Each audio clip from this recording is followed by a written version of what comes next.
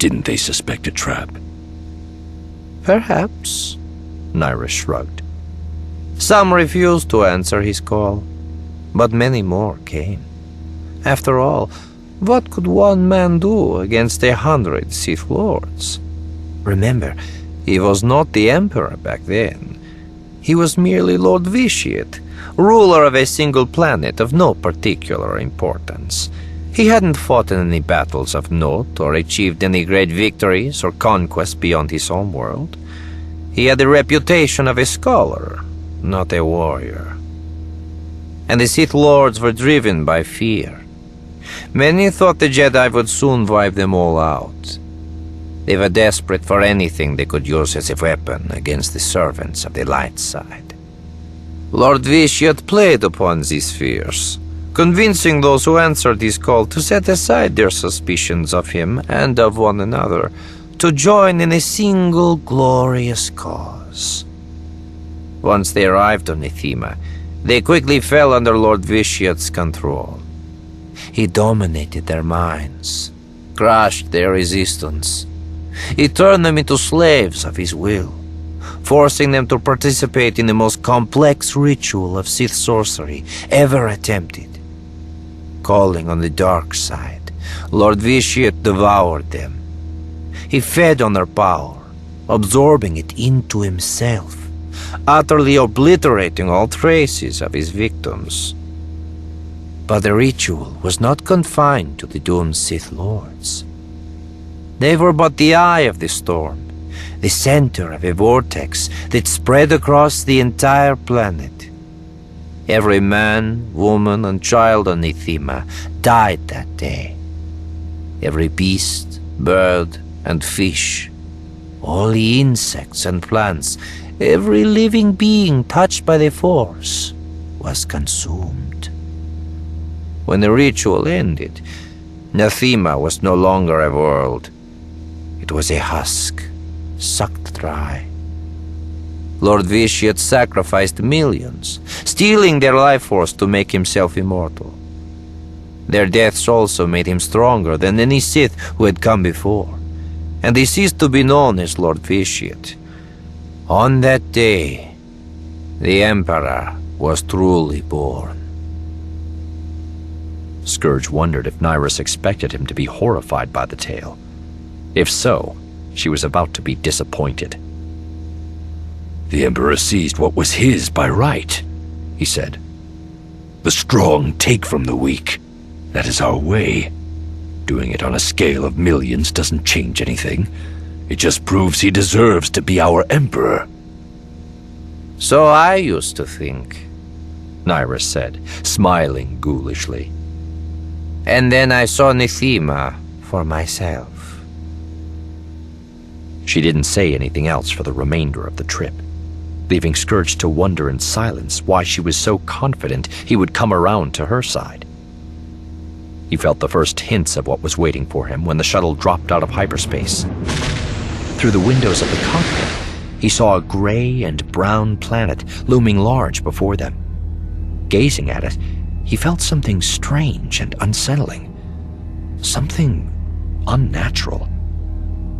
It took him several moments to realize what was wrong, and even when he did, he didn't fully grasp the implications. He wasn't feeling the Force. The sensation was completely alien. The Force was omnipresent.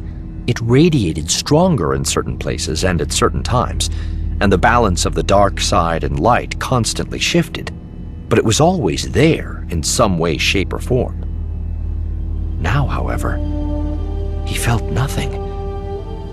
He had become so accustomed to the presence of the Force in the background that its complete absence was almost overwhelming, leaving him unable to speak. Prepare yourself, Nyriss said. We're going down to the surface.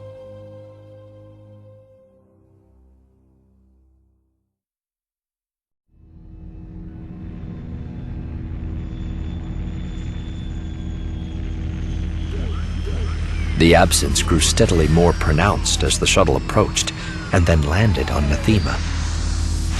Come with me, Nyriss commanded, rising up from her seat. Still mute, Scourge followed her down the shuttle's boarding ramp and out onto the world itself. They had touched down at a spaceport in a city, or what used to be a city. The spaceport was surrounded by the buildings, speeder pads, and streets one would expect to see in a planet's major metropolitan center. But it was eerily quiet. The incessant murmur of the crowds and the constant hum of traffic whizzing past on busy streets were missing. There wasn't even any wind, and the air tasted stale in Scourge's mouth. The temperature was neither cold nor hot, but he felt himself starting to shiver. "You feel the chill of the void," Nyriss told him. "The Force is energy. It gives heat to our emotions and our minds. But here, it has been stripped away." She led him along the deserted streets, as Scourge stared in fascinated horror, trying to grasp the magnitude of what he was witnessing. The buildings seemed to be almost fully intact. There was none of the damage and destruction normally associated with millions of simultaneous deaths. However, there were other signs of what had happened here. Mangled speeders and shuttles were strewn about, the remains of vehicles in motion that had crashed to a halt when their pilots were taken by the ritual. And everywhere Scourge looked, there were small piles of clothes, jackets, slacks, and boots that had survived what their owners had not. Normally, these remains would have been picked over by scavengers, but on Nathema, even the vermin and insects were extinct. "Where are the droids?" Scourge asked. He was shocked at the sound of his own voice. It was flat and dull, as if even sound waves had been distorted by the ritual. "The ritual overloaded their circuits," Nyriss explained, her voice as hollow and washed out as his. "The damage was irreparable. Even their memory cores were completely wiped out." Scourge glanced upward and noticed something else unusual.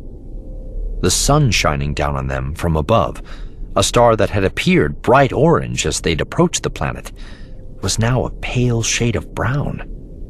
In fact, everything around them was either brown or gray, as if the colors had been leached out. Scourge was well acquainted with death. He had no trouble understanding massacres and mass slaughter. Death and destruction unleashed powerful emotions like fear, suffering, and hatred. They fueled the power of the dark side. But what had happened on Nathema was different, and it disturbed him in a deep and profound way. The Emperor had consumed everything. Life, sound, color, even the Force. Nothing remained. This wasn't about conquest or domination or destroying an enemy, all concepts Scourge embraced. Everything on Nathema had simply been snuffed out, extinguished so completely that it ceased to have any meaning or purpose. It was a vacuum of existence, a blight on the natural order. "I've seen enough," he declared. Nyriss nodded, and they turned and made their way back to the ship. Scourge finally understood why Nyriss and the others wanted to take the Emperor down. Destroying your enemies, even destroying a planet, was understandable. But this wasn't simple destruction.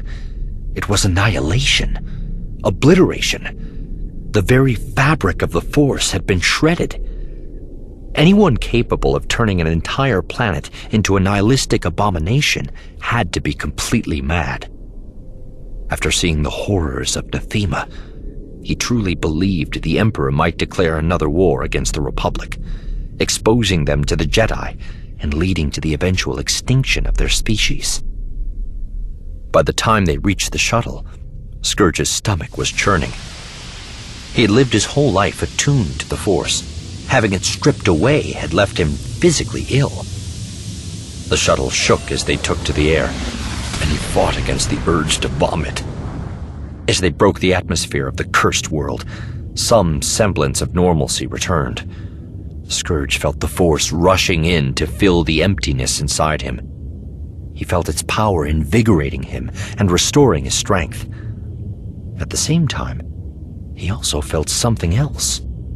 The presence of someone strong in the Force. Someone who is neither Nyriss nor him. Nyriss suddenly began punching away at the shuttle's controls, scanning the system for another vessel, and Scourge knew she felt it too. There, she said, pointing at the readout. A ship just dropped out of hyperspace in this system. Could the Emperor have sent someone to follow us? Scourge asked. I don't think so, she replied, staring at the screens. Its signature doesn't match any design I've ever seen before. From her voice, it was clear she was as puzzled as he was. If the ship hadn't followed them here, the odds against it showing up at the same time they were here were astronomical. But Scourge understood the ways of the Force too well to believe in coincidence. There had to be some connection between them and the unexpected visitor. Looks like a small freighter of some kind, Nyriss muttered. I don't think they've seen us. Scourge realized they had two options. The first was to make a quick jump to hyperspace in an effort to escape before being noticed. Nyriss decided to take the second option. Reaching out a finger, she activated the shuttle's ion cannon, locked on to the unidentified vessel, and fired.